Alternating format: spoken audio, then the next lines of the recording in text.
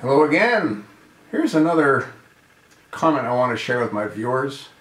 And this was on MVI 4578.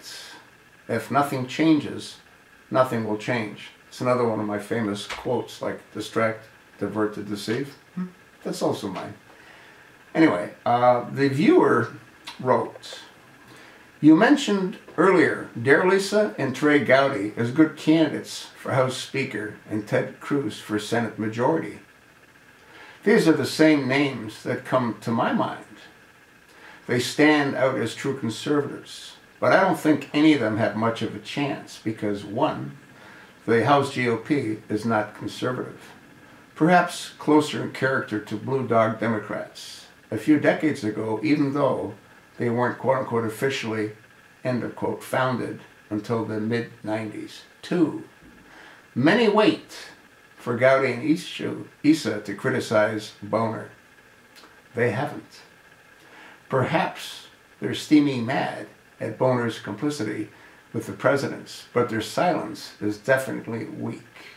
Sure, the argument may be that you don't criticize the boss. I disagree. By the way, so do I. Three, the GOP Senate is old. So am I, at 60, just to be fair, and settled in their institutional ways. 27 are over 60, and 8 out of that are in their 70s and 80s. We know that people are inclined to change less and less with age. I see the GOP Senate, even with the 9 new members, as something far less than conservative. Certainly big government minded, as Jeb Bush will bring to the table. I'm pessimistic and wish not to be so, that major conservative changes will occur in the U.S. Why? Because we're complacent and Congress mirrors our attitude, and because we're too distracted by mass e-news and mass communications in general, saturated with information. I hope I'm wrong. Well, sadly, I don't think you are. I think you're pretty darn accurate.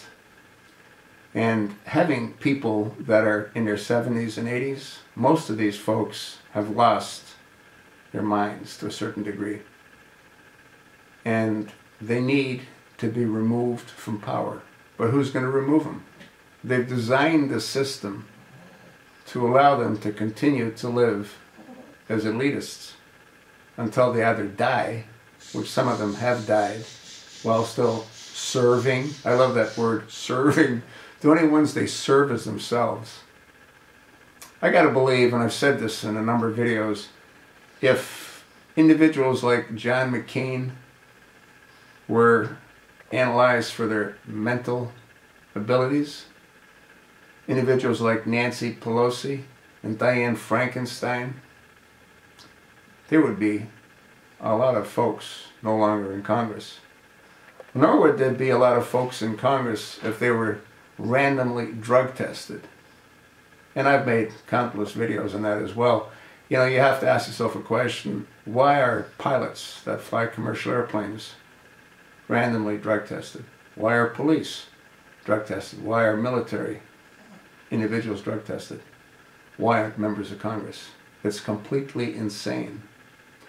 It's no less insane that people can run for office without really having us know what they're all about. And that's become evident in a couple of recent cases. Like the congressman out of, I believe it's New York, who failed to pay his taxes correctly. He's going to be sentenced to prison, yet he's still a member of Congress. They can't get rid of him. The system's designed like that. Anybody else in private industry would be gone, but they're not. Anyway, we'll see what happens. Like I said, we'll know in the next week or two.